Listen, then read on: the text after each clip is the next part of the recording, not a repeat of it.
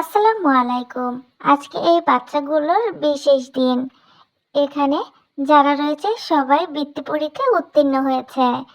আর তাদের সম্মানী দেওয়ার জন্য ম্যাডামরা এই বাচ্চাগুলো বাকি বাচ্চাদেরকে দুই সাইডে রেখেছে, ওরা সামনে থেকে আসবে এবং তাদের পাটি স্প্রে দিয়ে সামান্য একটু সম্মানী দিবে। তো এই জন্য বাচ্চারা কিন্তু অনেক এক্সাইটেড রয়েছে।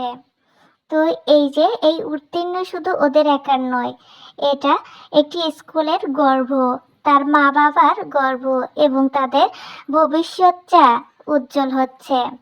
একটি বাচ্চা ভালো রেজাল্ট করুক এবং ভালো মার্ক পেলে সেটা কিন্তু সর্বপ্রথম স্কুলের ম্যাডাম স্যার এবং তার মা বাবাই বেশি খুশি হয়, কারণ তাদের বাচ্চা উত্তীর্ণ হয়েছে এবং ভালো মার্ক পেয়েছে, তাদের গর্ব হয়।